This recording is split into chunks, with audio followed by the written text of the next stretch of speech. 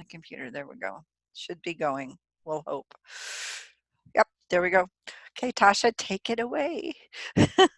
Okay, and do you have the PowerPoint, yeah. Kathy, to pull up? Let me pull Okay, it up. perfect. I just have to remember how to share my screen. Hang on a minute.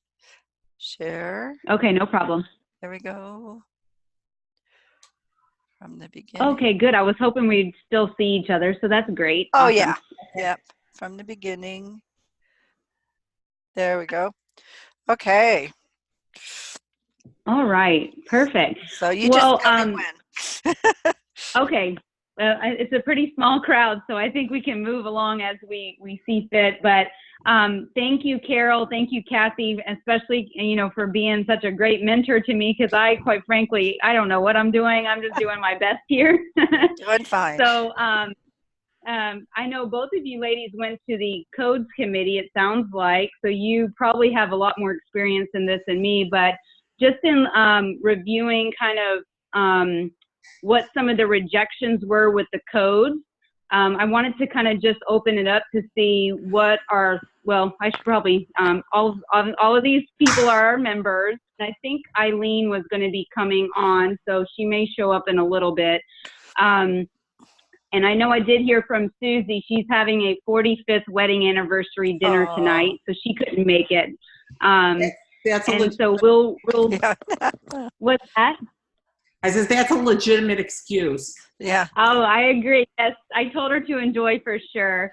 But for the others, obviously we'll have this recorded and they can kind of catch up with us and hopefully make next Tuesday's call. What I did is I had sent the ADA report, what was in the Dropbox as far as, why they rejected our submissions last year. I know we submitted, I think it was 5 or 6 different codes to try to close that gap between the 1110 and our current 4346. In addition, I think we had a primary, transitional, and then permanent, and then we tried to attack the reduced periodontium. And so their feedback was that it was too disruptive to well-known codes. And so I wanted to kind of get people's thoughts on how we should approach this. Do we go back in and maybe revise the language and submit again? Or should we consider maybe minimizing the amount of submissions and maybe just tweaking the language in the well-known codes and see if we can maybe get by with that? So Carol, you went last year, so you might already know why the rejections took place, but did you happen to see the rejections that they sent from the ADA? I did see the ones that you sent. I actually was not at the last codes committee. I was at the one before that. Okay. And Kathy, you might know more about this than, I was actually going to talk to Patty about it, but I don't know if she would even be aware of it. When we do codes for teledentistry, we have the code for the exam, and then we supplement that with a code as far as that this exam was done via teledentistry. Okay. It's actually 2 codes for one action. And I'm wondering if we can take that approach. They have said, ADA has said that those are established codes. And if it was possible for us to use use the 1110, but have maybe a second code. This Prophy was done with a mixed, this procedure was done with a mixed dentition. Mm-hmm. Or this procedure was done and this person has the diagnosis of developmental and intellectual disabilities. And so that justifying maybe a lower cost or more repeated in a shorter period of time. Whereas a normal 1110 would be once every 6 months, but with the code of having something else, this person is undergoing orthodontic treatment. Does that make sense? Yeah, I hear what you're saying. Um, I don't know if that, maybe that would be a secondary way of getting the because their reasoning for it is that that's an established code and that's an established thing. That's true. We're using that code and it is a Prophy, but then with something else added. yeah. Well, one of the things that when I was there, well, and I've been there the last couple of years, and we've talked about this, is that how do I say it? There was about as much resistance to creating additional Prophy codes as there is to creating laser codes. I mean, it kind of blew me away. In the original submissions, we went through and actually put the ICD-10 diagnostic codes under the Prophy codes that they applied to. And some of them, there were like 20 codes. If you look at the ICD-10 codes, there's like 7 pages that have to do with all kinds of dentistry. But there's 3, 4, 5, 6, 7, 8, 9. There's 10 of them dealing with gingivitis and perio. But they really did not, and I think that's why they said would be disruptive as duplicate a well understood and established code entry. And I think particularly when I listened to the insurance carrier reps, they just don't want to go there. So what Tasha was talking about, the leaders talked a little bit, but Tasha really hit the nail on the head when it's an idea we had. Let's just take the 2 Prophy codes, mostly adult Prophy, and we'll just expand upon it and make it more inclusive to include reduced periodontium, intact periodontium, just make it longer. If you go back to the history that Tasha sent you, the CDT1 book, the adult Prophy, code was, the definition was very long and extensive. Very long. So when people that have been on the Codology Consortium meetings, say, well, where do we put the slight gingivitis? And they're saying, put it under adult Prophy. Let's put all that, consolidate all these 6 codes, and we'll just make 1110 long. And with the rationale that we understood, because taking their rationale and throwing it back in their face, for lack of a better word, to say, okay, this would not be disruptive to duplicate it, but let's expand upon it to include, without diagnosing. I don't particularly agree with them that we're establishing a diagnosis by the codes we wrote, because if you look at the ICD-10, no, we didn't, but they're saying we did. But, let's just make it all encompassing. So that it appeals to everybody. I think the insurance companies are just kind of lazy, that they don't want to have to create more codes. Although they've already set precedent, and Patty brought this up at one of our meetings, how many crown codes are there? Yeah, there's 18, for a crown, it's the same thing. And we were trying to expand just to 6 on Prophy, but they don't want to go there. So let's open up the definition so people are billing appropriately. And I know why they created 18 crown codes. They can charge different fees. And it's going to be a little restrictive putting all the definition. It's kind of like we're so far ahead of the game of what we should be doing, and we're trying to pull the code maintenance committee along with us, and they're just digging their heels in. So let's just broaden the definition to a point where sometime down the road, someone's going to say, well, let's split this up. But in the meantime, if we can cover all the bases, I think that would be more appealing. So anyway, that was long-winded, but. Well, I know that we can, well, yeah, I guess, if that's, the work that I am doing has, I work with a lot of special needs people.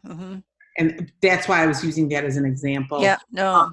And sometimes, like I said, they can't sit for that. So, they may, many of their Prophys are, they do an 1110, but it's only covering, maybe 4 teeth. Maybe right.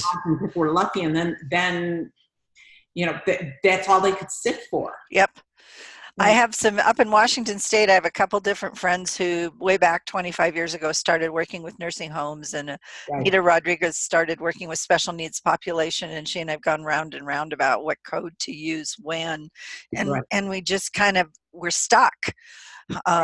We're trying to be legal and ethical and use the right code, but it doesn't fit. So let's make the definition so long that it will fit for anybody. And we have to, I yeah. mean, seriously, I mean, it's a shame we have to go that route, but the code committee is just resistant to do that. But I Right. think we have the rationale to be able to, and actually there could be some that come up if we make it so long. They say, well, why don't we split this in two? Well, what a great idea, committee. Right. These dentists, if it's their idea, they That's tend true. to like Then it. it's genius. Right. Yeah. So Right. anyway. So well, I was just going to say what this is here, Carol, is just the rejection. So this is where we submitted to have a new prophylaxis code just for the primary dentition, basically eliminating the age, which I think was submitted the year before last, if I'm not mistaken, by the AAPD. And I don't think it got anywhere. So they may be someone that we can collaborate with. But either way, they declined this or rejected this. I'm going to see if this works, Kathy. Nope, that didn't work. Okay. I was going to see if I could advance it for you. Nope, that's okay. Just go beep and I'll do it. Okay. And this was the next one that we had submitted last year for the transitional dentition. So just being more specific with that, but it was for, patients who presented with clinical health on a transitional dentition. What? And it was for the same reason, disruptive. Were you going to add something? Yeah, one of the reasons, just from a historical, is we created a number of these was so much of coding is gathering metrics and like how many primary kids, how many, came into being, and yeah, they just didn't want to break it apart. So now, Carol, were you there the year before when they tried to put the age on it and the insurance company kind of bullied us? Yes. Yeah, you were. I thought you were there. Yeah. That was so bad. Anyway, so here we go with this one. We really like this one too, because we took the language from the new AAP classification system. So.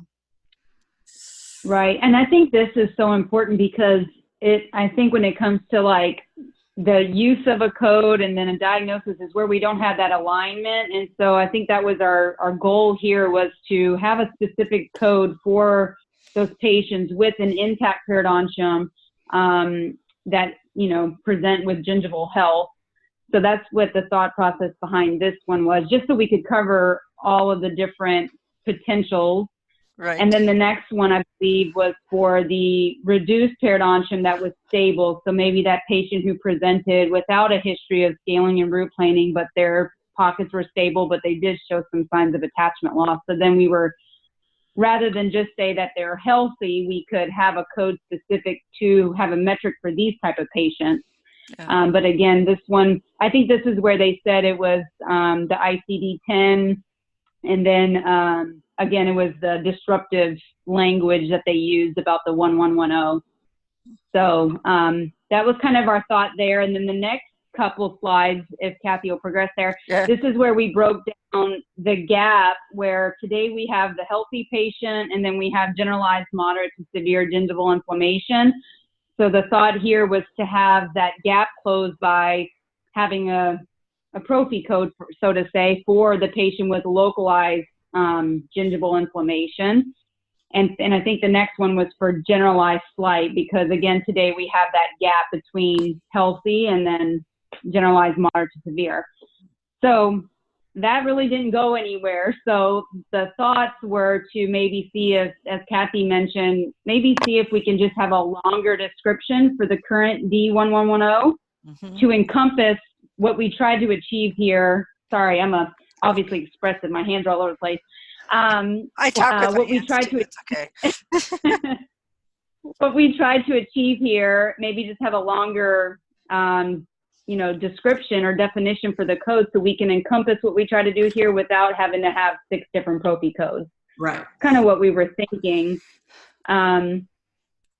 So that's where I kind of wanted to open it up and see how we might want to tackle that. I don't know what's on the next slide, Kathy. I think It was just the eliminating those yeah, two. okay. Yeah. So we're not going to do that. We're going to, right. come back. Something that what do you think, Carol?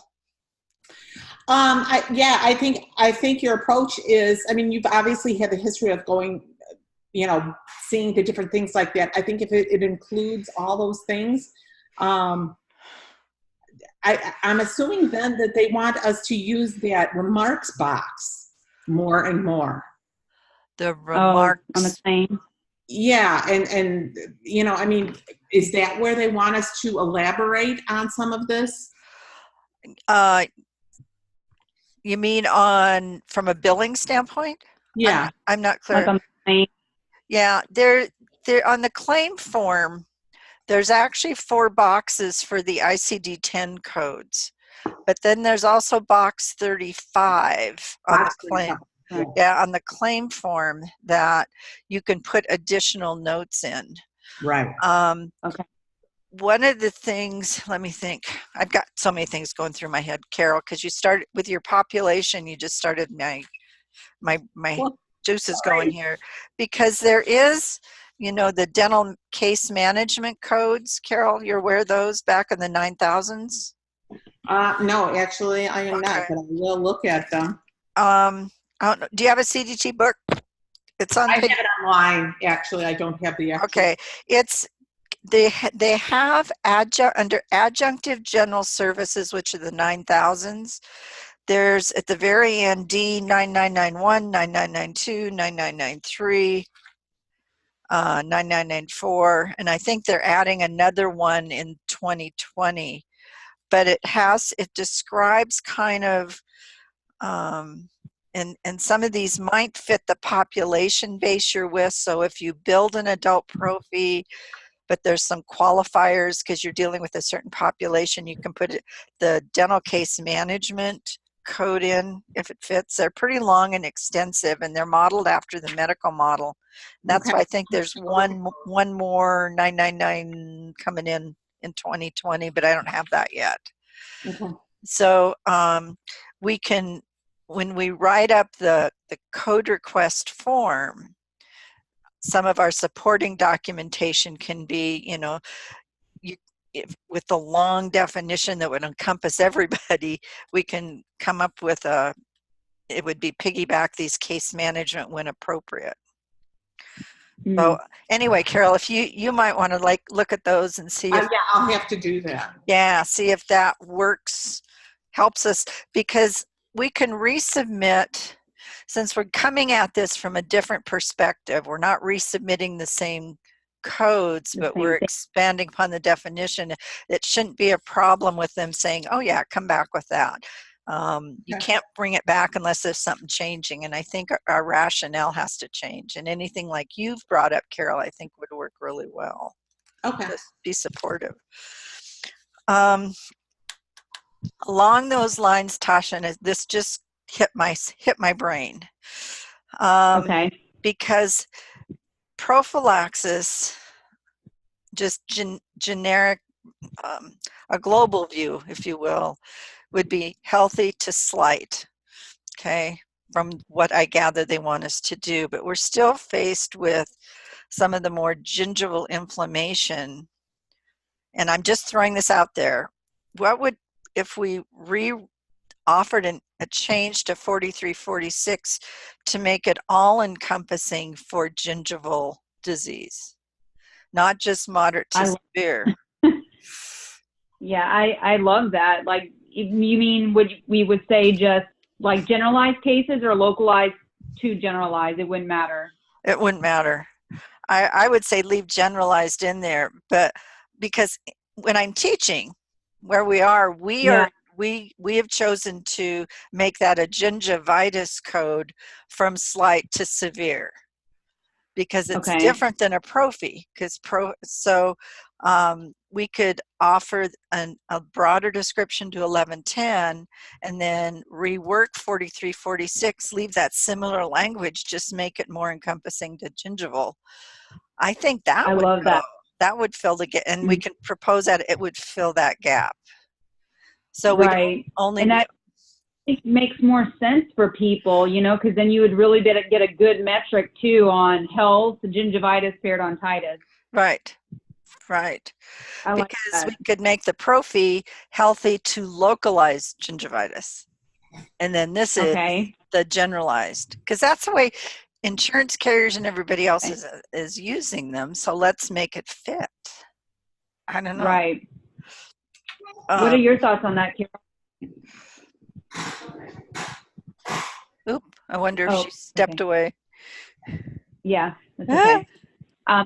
I actually like that idea of having it, because I think with the new AAP, they say less than 10% is considered, I think I might be wrong, but less than 10% they would consider more health. Yep, that's correct. So where localized, would be less than 30, but if we did, the prophy would be health to up to 30% or 29%, and then we did generalized cases, I think that would be an awesome way to look at that gingivitis code. Yep.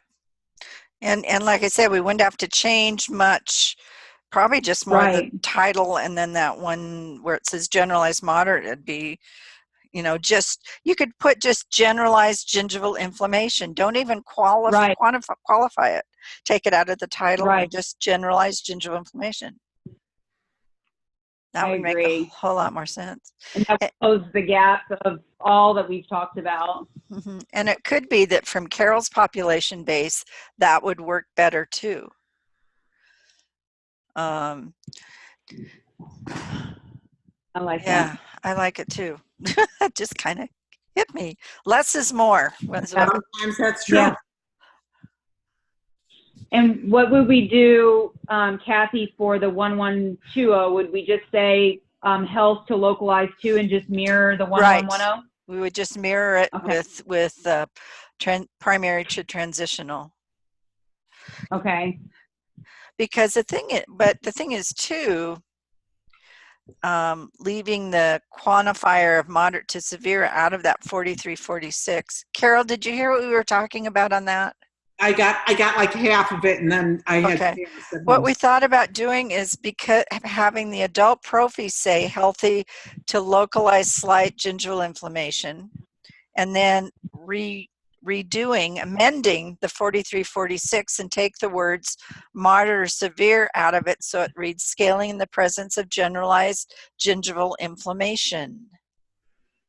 I think that's a good idea. Yeah. And that way we cover that gap, and we don't have to quantify slight to severe or anything like that. And so your population, some of your population base that have some significant gingival inflammation, you just automatically do a 4346. Right, and that would open and that could leave the door open, so if they can only do just short amounts, that they can. Right. Because I know in teaching, sometimes we quarterize the 4346. I had a couple young 12-year-olds with almost pre-ANUG, and we broke the 4346 down into quadrants, which in a teaching institution you have to, because they take so much time. But in your case, you would be, no one ever complains about doing that, if you have to. Right. So we're only talking. Kathy, I have a question. Sure. So you mentioned for the prophy, it would be basically health to localized slight. Wouldn't we just leave the word slight off so that we can account for maybe someone that presents with localized moderate inflammation? Good right? point. As long as it's localized. Nope, you're right. As it's localized. Okay. I agree. Good point. Okay. Yep. Yeah, I think that would work. Okay. I like it. I feel like we're getting progress, and I think that's less disruptive than trying to submit 6 codes. You just kind of open the doors a little bit more. Yep. True. The first time I read would be disruptive, I went, you've got to be kidding. Yeah. So yeah, that's a good reason, because You don't want to think out of the box, you know. oh my gosh, heavens no. Heavens no. Yeah. Carol, you and I could probably swap stories over the decades, couldn't we? Oh, Oh my gosh. Oh my gosh. I Okay. don't even want to go there. No. Yeah. Okay. So, As far as coalition partners, Kathy and I really don't feel like I have major connections anywhere. right. I mean, I have a periodontist who is a board certified periodontist, but that I work with. But I mean, I don't really have any major connections. I mean, what direction would you suggest for that? Well, one of the things that I did that last go round is I reached out, and it's kind of what I call cold calling. I called the AAP, and I know the American Academy of Perio, and Pam Throw has been the insurance code person for decades. So I was talking to her because Dr. Marie, who is the representative on the code maintenance committee, has been there forever, and she carries a lot of weight. And they were very shot down this last time because they had a lot of implant codes they wanted, and the committee shot them all down, which is unheard of. They usually go every way that Marie wants to. So she wanted to reach out and talk with us.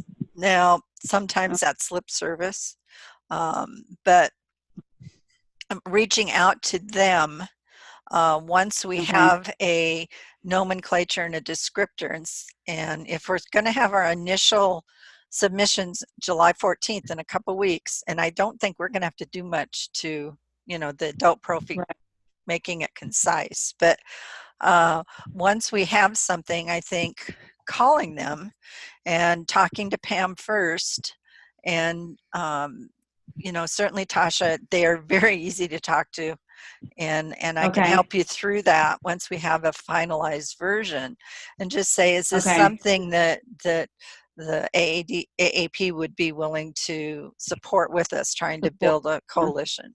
So that's an easy one, in my opinion. The American Academy of Pediatric Dentistry, they're a weird, not weird, they're an interesting group. Mary Essling, who is their main person who deals with things, she used to work for the ADA, so she understands. She's been around forever too, and I don't think they will care one way or the other. I think it would be worth it. Again, reach out to them, say we're going to keep pursuing because they've wanted changes, and see if we can get them on board. So those are the top two that, Tosh, I can, it's an easy thing to do, believe it or not, because the door has been kind of opened. And so once we get the language down, I think we can reach out to them. I don't know in terms of other partners. Public health? Yes. And I don't know who is the public. Actually, the lady that I was going to say I might have a connection at a public health, but I don't know how. I have someone in Texas maybe I could reach out to, but I don't know if how her role fits into everything. Yeah, it's reaching the coalition partners, meaning the committee members on the CMC. And Carol, you know Linda Jorgensen, don't you, from Wisconsin? I know of her. Yeah, her group is dealing with the the counseling code we wanted to do with opioids and drugs. Right. And the person and I don't have the name in front of me, but the public health person on that council is who they're going to be working with. So is it wrong to have them support us on more than one? Oh, no, we can do it. Oh, absolutely, we could have it. I just can't remember her name, but I know Linda Jorgensen knows who that is. So she would, maybe you could get a hold of Linda and see who that is. Sure. So that's kind of where we're at that way. Yeah. I mean, I know people in Illinois, but again, that's not the national. No, but because there's another person who she represents Medicare, Medicaid on the council. And again, I don't remember her name. Patty would probably have that. Okay. So maybe Carol, you could reach out to Patty and say, who's the public health lady on the CMC? Because I can connect with. Oh, I'm sorry, Kathy. I was going to say I can connect with Anne. And can you tell me one more time the lady's name from the AAPD? Was it Marie? No, Mary Essling. Mary Essling. She's their executive director. Really nice lady. Okay. Okay. Because they might have something that they want to tweak in the 1120 that we don't know about. Okay. See, once we get it down, they might see something we haven't. And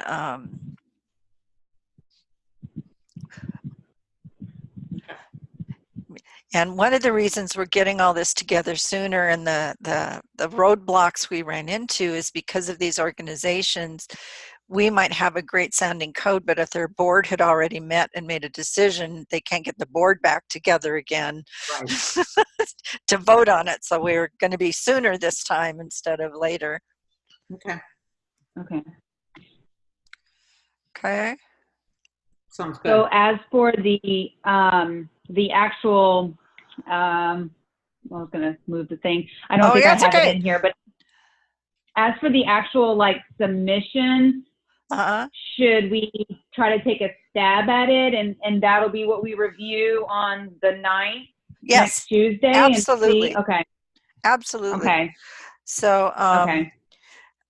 What might be helpful, and I know there's only the three of us, but to take a look at all the 6 codes and each individually write succinctly. See if we can, each of us write something that we think would fly, that would cover all the bases. And also then look at the 43, 46 and make those minor tweaks. And then bring those to the table on next week. Okay. Okay.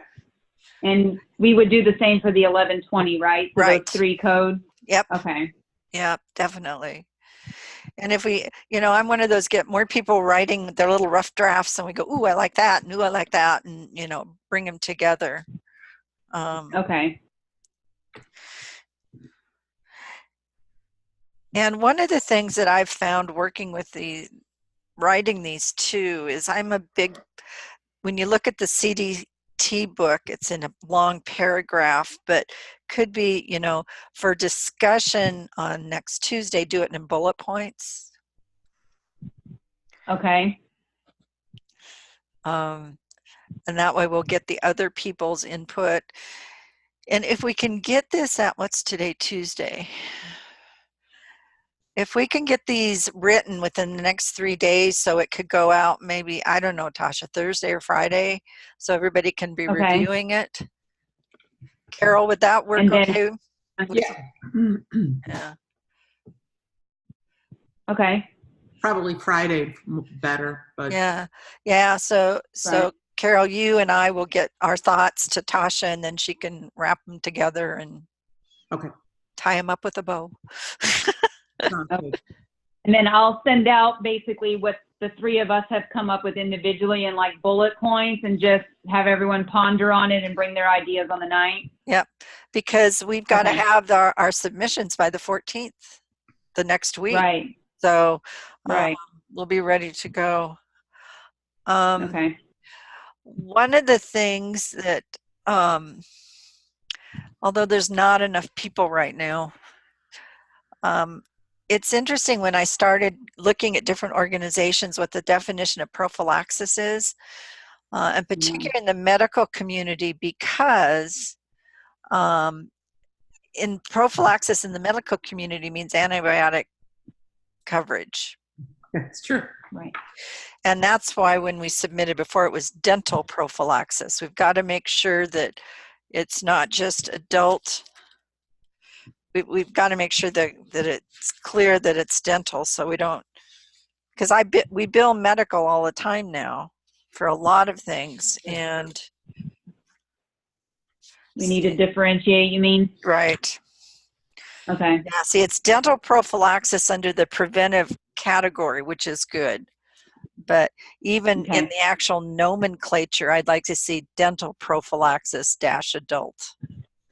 And our rationale could be when we bill these to medical, they need to know it's a dental prophylaxis, not a medical medication. Yeah. I agree. So maybe All right. we can come up with these codes, but at the next meeting, I still think it would be helpful, because we're going to have to, when you fill in the code change request form, have rationale, and we're still going to need to know how these organizations define it. So maybe at the next meeting, Carol, or Tasha, we can, divide it up and let the others do some research. Okay. Okay. That sounds great. I'm just making a note for myself. Yep. Perfect. I don't remember what the next slide is, Kathy. Oh, That's it was it. just the action That's items. it. So I think we have the action items. It's mainly just trying to come together on what we can each come up with and see if we can have them review it and maybe finalize something next week. The stars on the calendar is just kind of where we are. I know that our next DCC meeting was the 14th, so that's when we have to have it pretty much done. And then our next meeting will be next Tuesday night at the same time. Okay. And I'll get that out on Friday. So once I get you all thoughts, and I'll get it out on Friday to everyone to review over the weekend and before I call on Tuesday. Yep. I love the calendar. I'm such a visual person. That's awesome. I took the calendar from Kathy's PowerPoint, but I added the stars. I love it. I love it. Very seasonal too. Yeah. Yeah. Yes, that is true. Yeah. So, Okay. do you guys have any questions for me specifically? No. Mm-mm. No. Well, thank you both so very much. I think, Kathy, you were right. With less people, it did it did go a little quicker, but hopefully everyone will be able to catch up on the recording, and then I'll get everything out on Friday, and then I'll post this PowerPoint on the Dropbox when we're done here. Okay. Good. Cool. Thank you so much. You did a great job. You did. Good. Thank you. Good Have progress. a good evening. Okay. Have a good Thank holiday. you. Bye-bye. Thanks, Carol. Bye-bye. Yes, you guys Bye-bye. too. Bye.